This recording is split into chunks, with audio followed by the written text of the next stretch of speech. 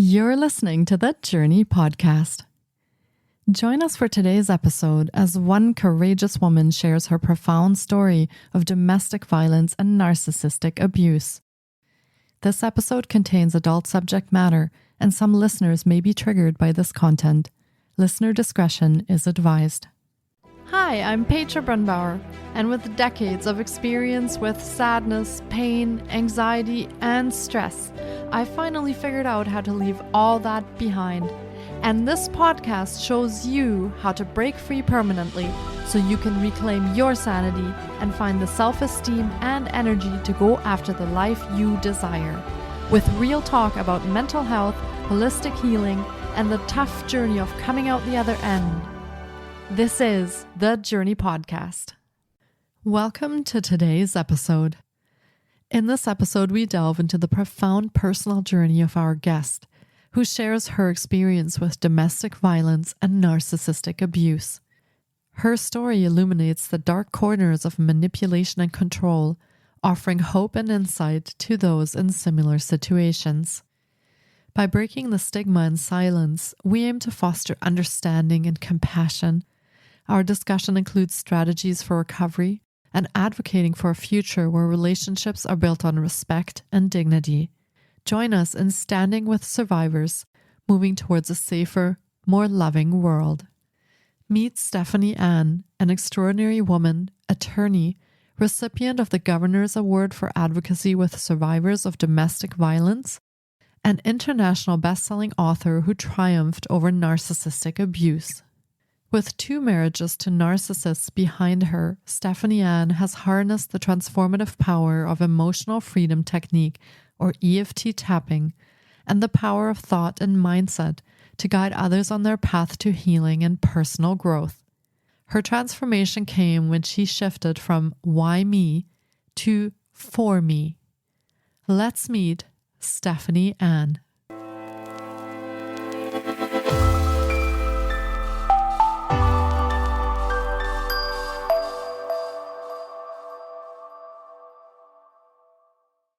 Hi, Stephany Ann. It's so great to have you on the podcast today. I've been looking forward to getting to chat with you because domestic violence and narcissistic abuse is such a profound topic for today's episode and something we definitely need to speak more about. So welcome to the podcast. Thank you so much for having me on your show today. Yeah, thank you for coming on and being open to share your story and your experiences with our listeners. And so on that note, do you want to tell us a little bit of your background and what has happened, where you've been, and how you came to do what you do today? Yeah, so, I found myself on the floor of the bathroom at my sister's house, just tears streaming down my cheeks. Like, why me? Didn't do anything wrong. Like, why me? I was a good person. I lived a good life. And why is all of this horrible stuff happening to me? And, just really crying out to God or divine source, spirit, what's going on? Why me? Why did I have to go through all of this? Yet in that moment, I could not see past the pain and suffering that had engulfed my life. I spent over 17 years within 2 abusive marriages. I lost a house in a house fire. I lost a house in a hurricane. I had a baby born with a very rare genetic disorder. And then my second ex-husband's wife died of COVID. And now I found myself with 6 little boys under the age of 14. And it was like all of this intense stuff just happening. And in that moment as well, I'd lost my eyesight. So I physically could not see. And it was in that moment I felt God was saying to me, Stephany, you are not seeing your story through the right lens. I physically couldn't see, and metaphorically, I could not see. And, for me, this profound shift came when I let go of that victim story and I chose to become the star of my story. And I had to change my mindset from why me to for me. And when I was able to make that change, I stopped seeing my 2 ex-husbands as monsters trying to destroy my life.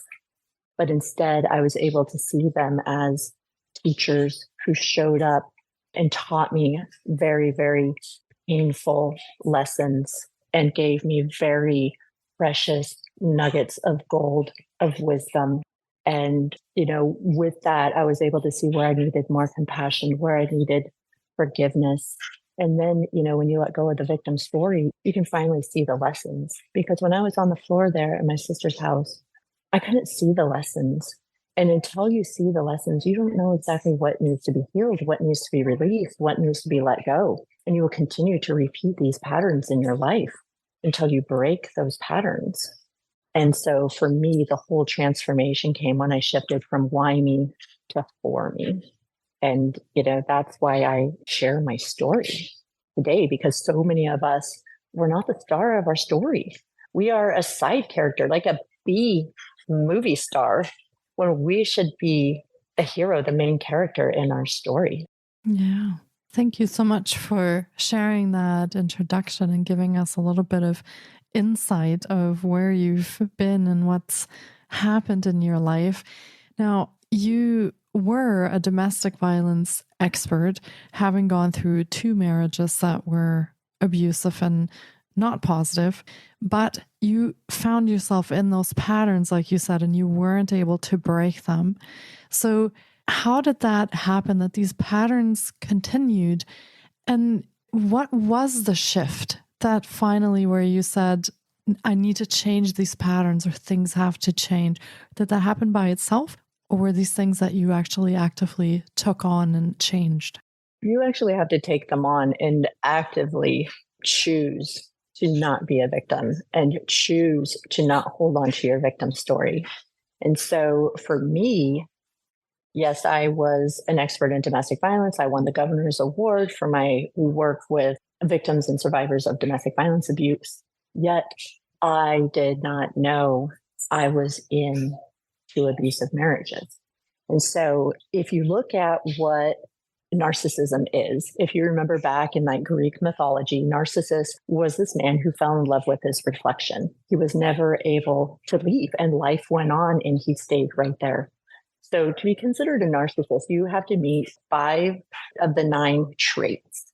And so it's, some of the traits are this grandiose sense of self-importance, a preoccupation with fantasies of unlimited power, success, wealth, a belief that they're so special and they can only be understood by special people. They have this excessive need for admiration, adoration, attention, and they're so entitled, this huge sense of entitlement, and just their arrogant, haughty behavior. And they will exploit and use you to get whatever it is they need.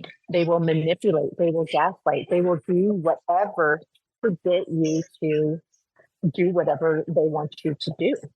And so, to be diagnosed with a narcissist as with a disordered personality, you have to meet 5 of those 9 criteria.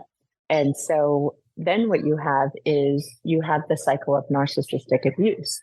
So the first stage of abuse, the first stage in the narcissistic abuse cycle is the idealization phase. So this is the beginning of the relationship, and this is where they put you on a pedestal and they tell you everything you want to hear. They mirror your values. They mirror your hobbies. They mirror everything about you. And so you feel like you have won the jackpot here. You have won the best, the perfect partner for you. How is it, my second husband, I'm like, I want to sail around the world. Well, he wanted to sail around the world too. Who wants to do that? I mean, I don't know. It was just, if it's too good to be true, that is a red flag. It is too good to be true. And so, but the thing is that you don't realize that they are doing all of this to you. It's a relationship that happens very quickly. It's very intense. It's very passionate. And you think you found your soulmate. And so when they all say things like, you are my soulmate, I manifested you, I prayed for you, and God brought you to me, you believe all of that because everything is so perfect. You have found a perfect partner. And then they are such great listeners in the beginning. So you open up, you share all your insecurities with them. My second husband knew all my insecurities from my first marriage. And so that is the idealization phase. Then what happens is you move to the next part of the cycle, which is the devaluation. And in the devaluation phase, that's when the mask comes off. This is where they start to manipulate and they start to gaslight. And so for any of the listeners who don't quite understand what gaslighting is, it's when someone manipulates you into doubting your perceptions, experiences, and understanding of events. It is a form of emotional abuse. It is a highly calculated form of manipulation. It's coercive control. And the abuser wants to control you because they have a very low self-esteem and they want to undermine and overpower someone they fear losing, regardless of the damage that they cause you. And so narcissistic abuse is similar to, domestic violence is the same thing. It's about power and control. So the mask comes off now, and everything that they told you in the beginning when they were mirroring you, they have changed. They've done a 360. And so it becomes very confusing. And so they will start manipulating you. And then they'll come back and love bomb you. Then they will manipulate you and gaslight you and love bomb you. And this creates it's this intermittent reinforcement of it's positive, it's negative, it's positive, it's negative. And all of this creates what we call cognitive dissonance. And it becomes so confusing. You always hear people refer to Dr. Jekyll, Mr. Hyde personalities because you don't know which personality is going to present itself. And it's, you could also say it's the mask is on, the mask comes off. And all of this intermittent reinforcement, the good, the bad, the good, the bad, creates what is called a trauma bond. And the trauma bond is what keeps you stuck and connected to this person. And so when you hear people say, well, why didn't you just leave? Just walk away. He's abusing you and not treating you well. Just leave. Well, you have that trauma bond. And so a trauma bond is, for those who don't know what a trauma bond is, it's very similar to Stockholm syndrome. If you think about when you read cases of a victim falling in love with a kidnapper, you're like, oh, how does that happen? And that's the trauma bond. It's very similar to a drug addiction. For the first time someone uses a drug, they get this very high dopamine rush. And so then they use it again, trying to get that first high, but they never quite get that first high. So then they use again. But every time they use, the dopamine levels drop. Similarly, with a trauma bond, we know that they know how to love us. We know that they know how to be kind to us. We know that they know how to treat us well. And so we wait. When it is bad, we're like, we know it's going to be good again. And so that's what keeps us stuck in this abusive cycle. And then you have the third phase. The third phase is the discard. This is where the narcissist either has used you up or has become bored with you or doesn't want anything else to do with you because you're not fun anymore or you're not providing them the supply they need. And so they will discard you like a piece of garbage and throw you away. Or you find worthiness within yourself and you choose to leave and walk away. That there is the cycle of narcissistic abuse. And so going back to the question of how was I someone who was an expert in domestic violence, found myself in 2 abusive marriages, I did not know. And so many people do not know, which is why we need to talk about this, why we need to share our stories, because we know that something's not right, but it doesn't always look like traditional domestic violence. 20, 30 years ago, when I was working in domestic violence, it was focused on physical violence. We rarely talked about psychological and emotional abuse. And so now we have all of this, we keep hearing the term narcissist, disordered personality, all of this. It's basically, you could just call it what it is. It's psychological and emotional abuse. You are with a partner who is abusing you those ways. And so for me, in my first marriage, when I went to law school, I no longer had the attention to give him. So remember, one of their traits is their excessive need for admiration, adoration, attention. So I could do that before I went to law school because I had no children. I had nothing else to do except for fawn all over him and give him the attention that he needed. But as soon as my attention from him went away, he needed to go find that source of supply, and he reached out to other women for that supply. And so I spent 14 years within a marriage of constant cheating. And again, at that time, narcissism wasn't really talked about. I didn't know he was a covert narcissist until I was able to go back and see everything. But he was a cheater. And how many of us do this? We call them a cheater. Well, they just cheat. They lie. They're cheaters. And then we put abuse over here. Well, he wasn't violent. He didn't hit me. But they're the same. Cheating is a form of emotional and psychological abuse. And so, again, I didn't know I was in an abusive marriage. Yeah. Wow. Listening to you speak about this, I feel like this would drive you crazy. Like you would feel like you are losing your mind. You don't know what's real and what's not. You don't know if you can even trust yourself or what you're feeling or seeing or hearing. Like this would, in your mind, just absolutely make you feel crazy, a situation like that. And it does. And that's what cognitive dissonance is. I mean, gaslighting is used to make you feel like you are crazy. And then they will tell you, you are crazy. No, you are the person with the disordered personality. No, you need help. I'm not doing anything wrong. I didn't cheat. I didn't have an affair. You can have all the evidence. You can meet the other woman. And they will still deny it because they live in their own delusional reality. My first husband, he left for another woman and he still denied up until the day he died. He denied that he was having an affair.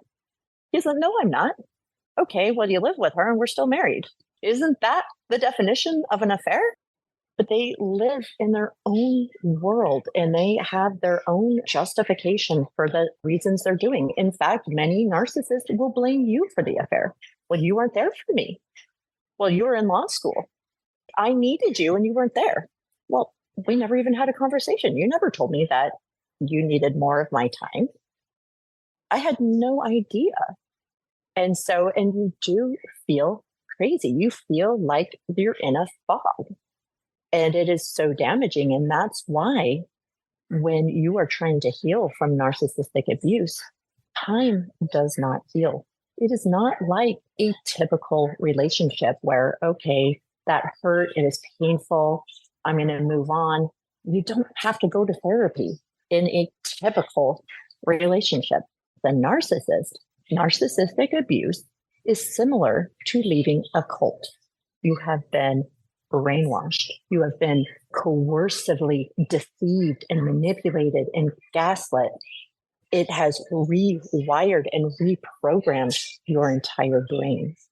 And so you have to do the hard work to heal. You have to sit down and really work on yourself, really rewire your brain, rewire your thoughts, reprogram your mind.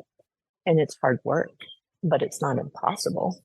Yeah, I could imagine this is also extremely isolating because you try to explain this to somebody else who's not part of that relationship. How do you even begin to explain that without someone just looking at you and going, that's absolutely crazy. I don't understand. So I could see where this would completely isolate you and separate you from maybe a support network or resources that you would typically have that could support you in changing the situation. But this, like you said, it's almost like a cult where you get separated from all of those things that could be helpful to you. Wow. It's very scary listening to you explain that and what you went through. Dangerous and scary. So, but you said it is possible to heal and to change the situation. So how did you move forward from that? And at what point did you decide that it was necessary to? Was there something that happened, or did this build up over time? Or how did you decide that now was the time that you needed to make a change? So I spent 14 years with my first husband, and then he spent 6 years using, we call it post-traumatic trauma, or actually I'm having a little bit of a brain freeze right now, but they continue to abuse. If you have children with a narcissist, they will continue to abuse you, even though you are no longer married to them, even though you are no longer in a relationship with you. They will use the kids. And so my first husband spent 6 years filing frivolous motions, doing all kinds of things to try to destroy me. And so during that time, I met another man. I manifested him. He had all the qualities that I wanted. And I put it out to the universe. A week later, I met the man who checked off everything on that list. And so again, you don't always know in the beginning you are with someone with a disordered personality like narcissism. I had no idea because I manifested him. And then he said he manifested me. I mean, it was, wow, a match made in heaven. But, the divine will continue to, they will give you whatever it is you want. If you truly desire it, you get it. But you also get all the unhealed lessons, all the unlearned lessons. And that's where you see so many people repeating the same patterns. And so, yes, I got exactly what I wanted with all of the unlearned lessons from my first marriage. And so it was about the first year that I was married to my second husband, and 2020 hit and the world shut down.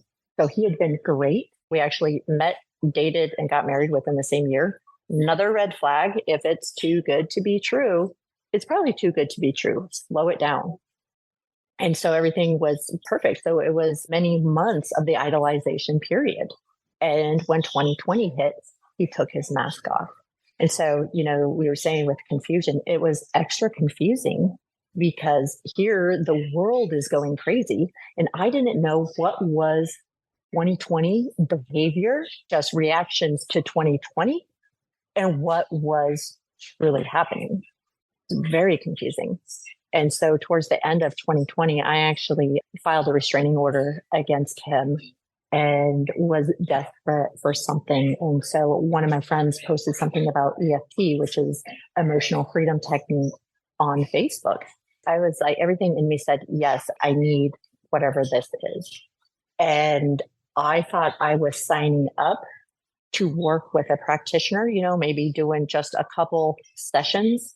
I actually signed up to become a practitioner. I ended up signing up in a practitioner course. I'd never done EFT before. I didn't even know what it was. And here I am in a practitioner course. And when I look back on it now, it is funny, but it's also divine. It was divinely needed for me. But I laugh because I'm like, I remember it was really expensive. But, when you are just so desperate for something, it was like, I didn't care. I think it was like $3,000 or $4,000 or something. I was like, I don't care. I needed something. And it was one of the best things that ever happened to me because I did not have these tools.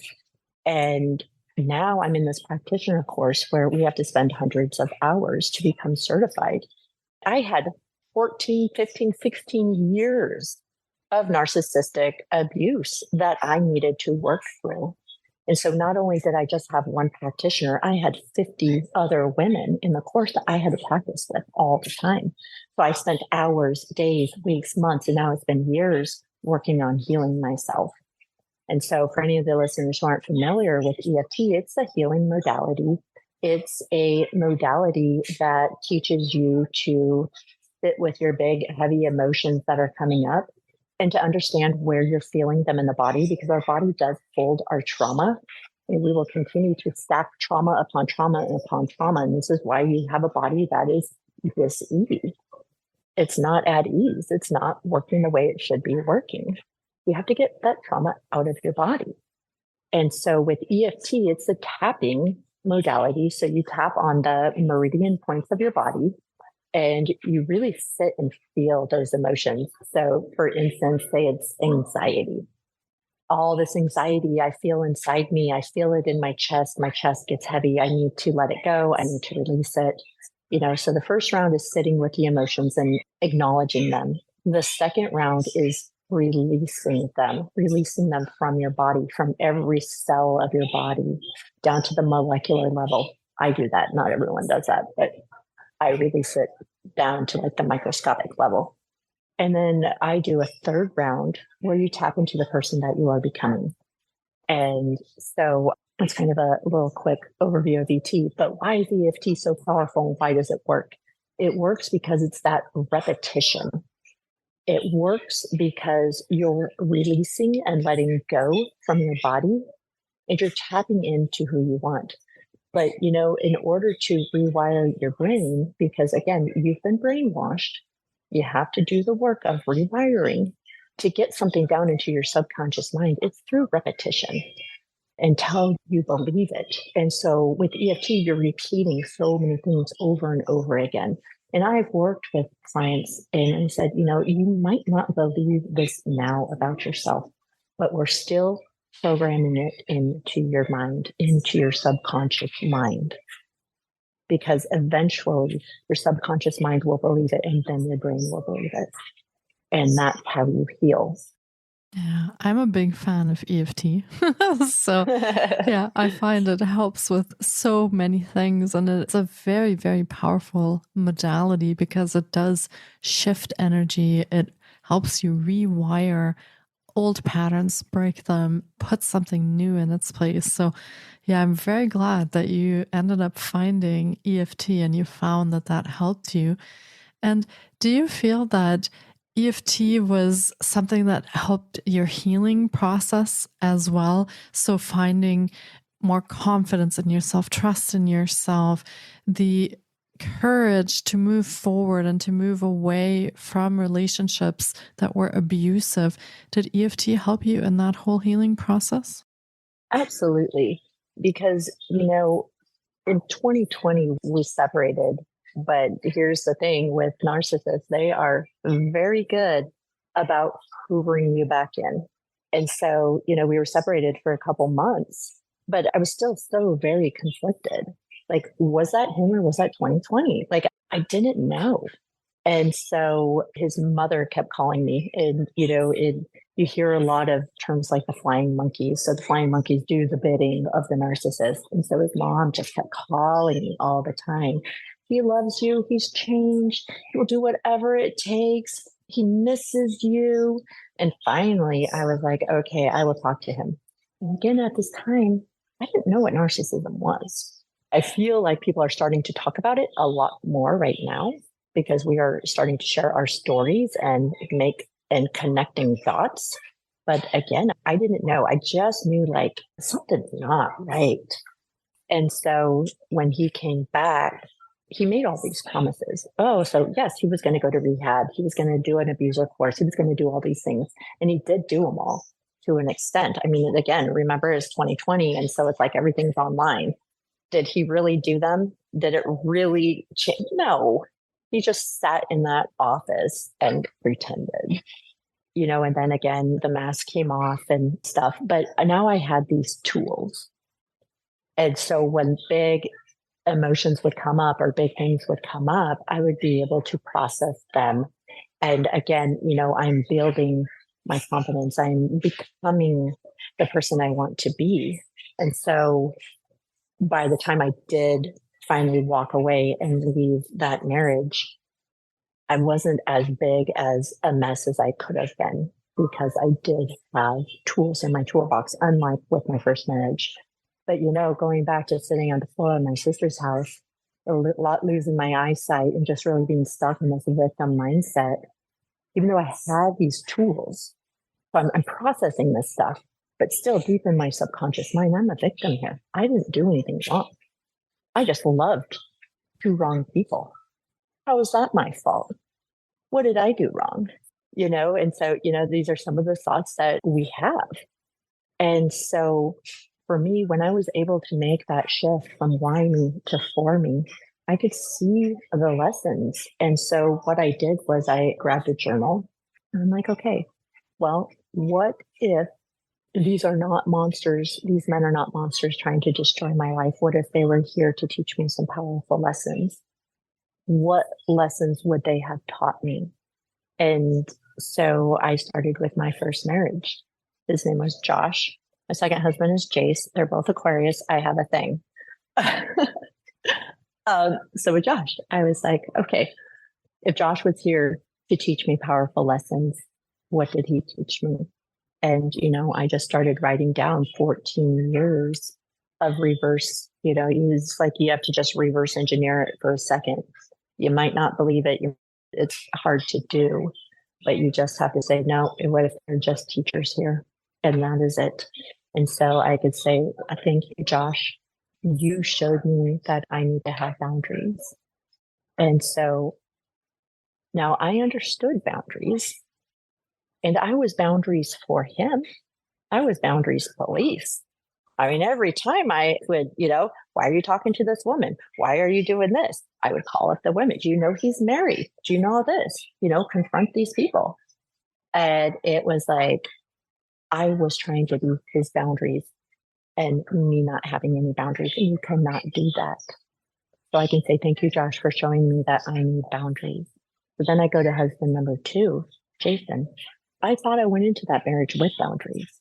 But with Jason, I had a toddler fence. Those toddler fence that you can pick up and move anywhere you want. And so I would set a boundary, and he would push up against that boundary, and I would just pick up my little toddler fence and move it 5-10 feet over here. And then he'd push up against the boundary, and I would just pick it up. Well, that's not a boundary. A toddler fence is not a boundary. A boundary is a firm structure in the ground.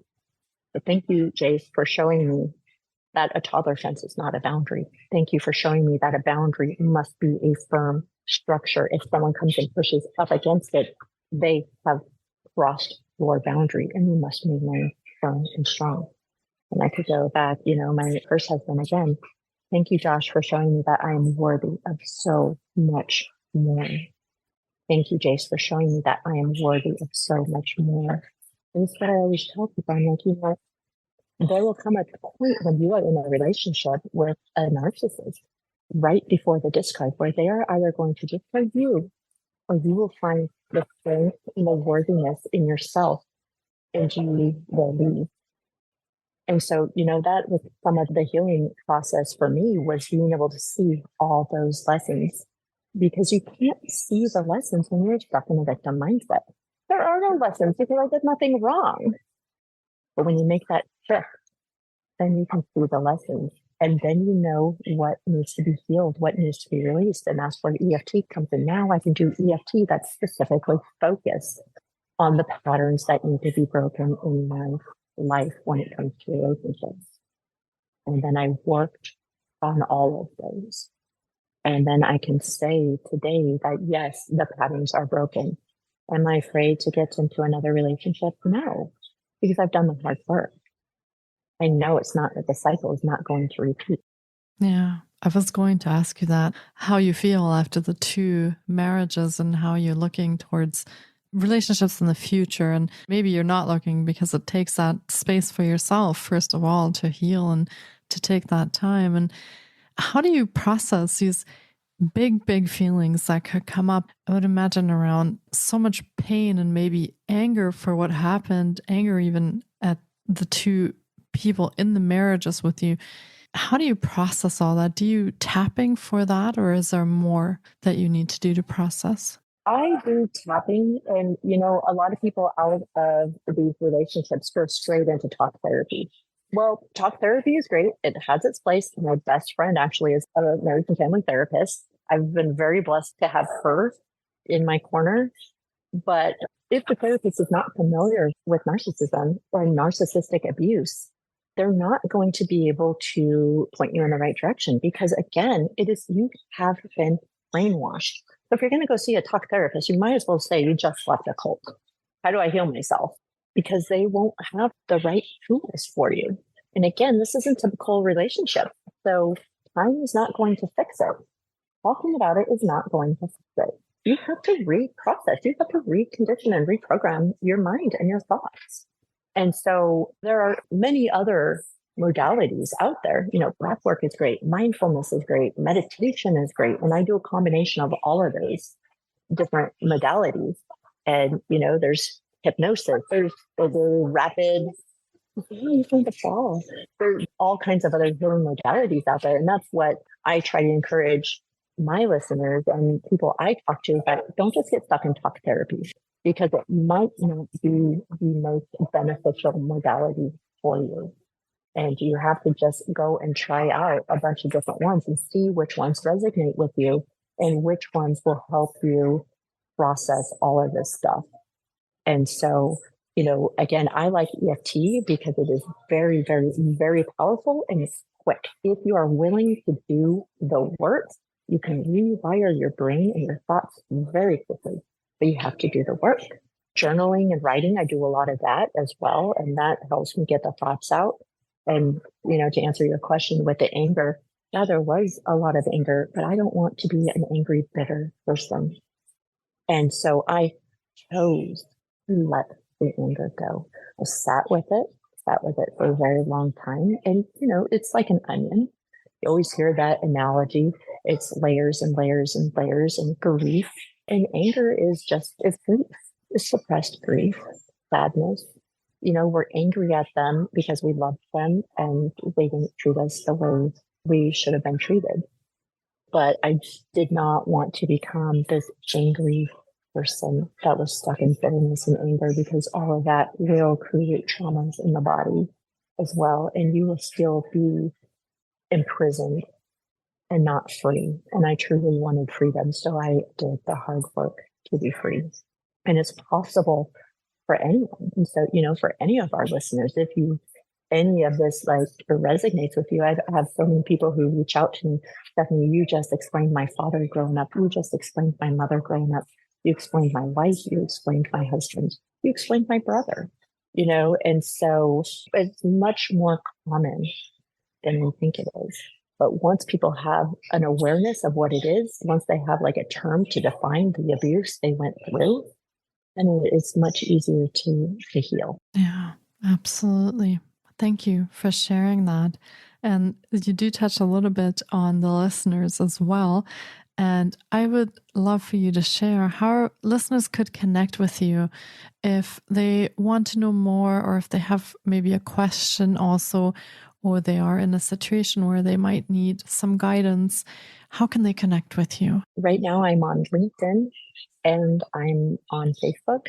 I am working on my website and some programs and working on some books right now.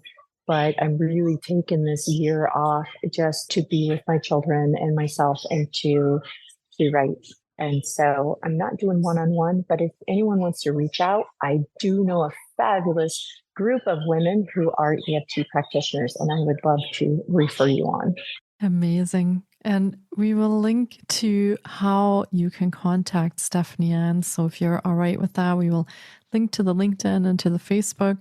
And so if you are finding yourself in a situation where you need help or you need support, you have questions, you are feeling confused or like you're going crazy, please reach out and speak and connect. And that way you can share and you can actually find people who can help support you and move towards the healing like Stephany Ann did. So we will link that in the show notes so that listeners know where they can connect. And I just want to thank you for coming on today and sharing your story with us.